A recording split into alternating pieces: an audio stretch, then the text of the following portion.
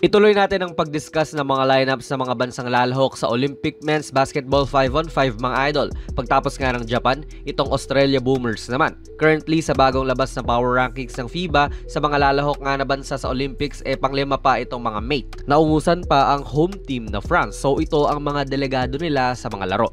Ang babandera dyan ay ang kanilang team captain malamang Patty Mills. Veterano na to kahit saan mga idol, miski sa NBA man yan or sa Olympics. Panglimang Olympics na nga po ni Mills at noong nakaraang 2020 Tokyo Olympics, nag-average siya ng 21.7 points, 3.7 rebounds, and 5.7 assists per game.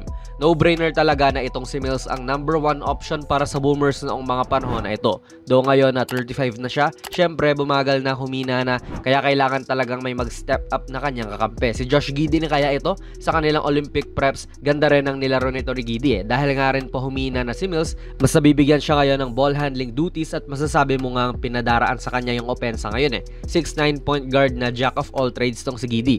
Bukod sa passing ability niya, wala siyang gaanong skill talaga na magpapawaw sa'yo, pero sa kalayaan na binibigay sa kanya ni Coach Brian Goorjian, napapalitan naman niya to ng mga magandang resulta. Even sa World Cup last year, pinakita niya rin na capable siya i-lead ang Australian team na ito at nag-average siya ng 19.4 points, 5 rebounds, and 6 assists per game.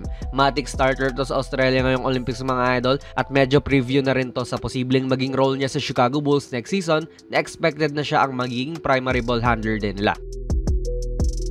Nga pala mga idol, ang video na ito ay sponsored ng 1xBet, ang isa sa mga trusted betting sites dito sa Pinas at sa ibang bansa.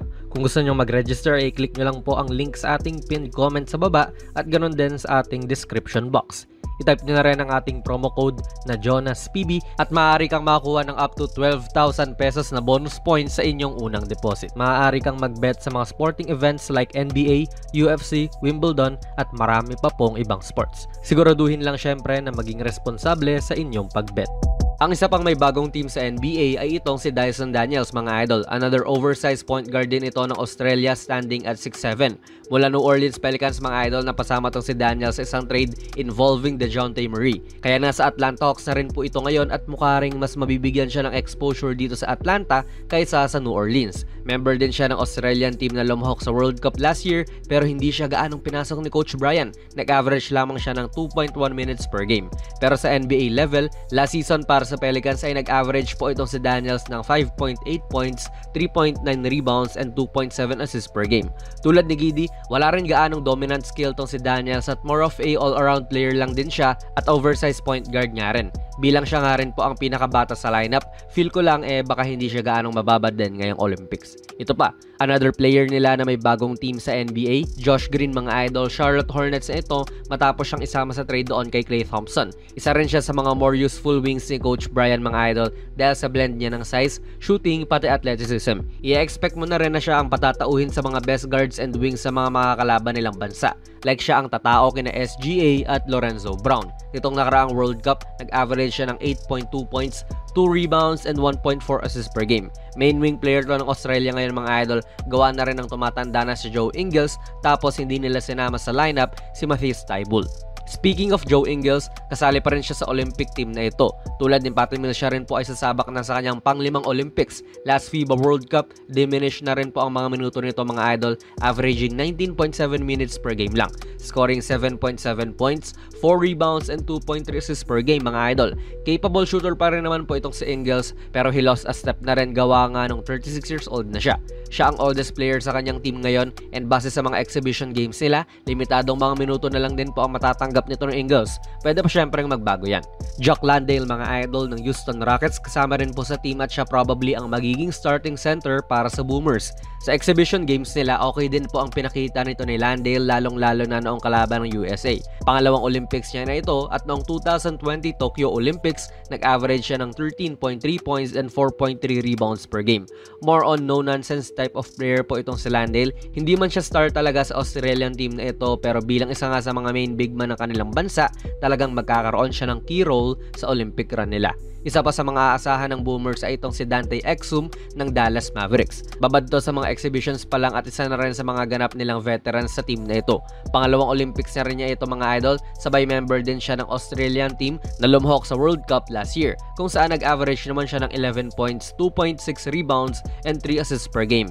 Bilang isang mahabang guard din mga idol, aasahan ng Australia ang kanyang depensa. Dating highly na-touted prospect itong si Exum, nabasa ko pa dati na next Penny Hardaway daw. Pero syempre hindi na yun naging totoo, pero na-reinvent niya yung sarili niya bilang isang 3-and-D na role player sa NBA level. Duo Prith, 28 years old na ito pero entering pa lang sa kanyang second season sa NBA para sa Portland Trail Blazers. Matic, backup big man nila to ngayon sa Olympics at noong World Cup last year, medyo ganun din po yung ginawa ni Rith mga idol para sa Boomers at nag-average siya ng 8.6 points, 2.4 rebounds, and 1.4 blocks per game. Big man siya na may shooting sa labas, sa kalaban na rin po ni Kai Sotto ito nung Summer League mga idol.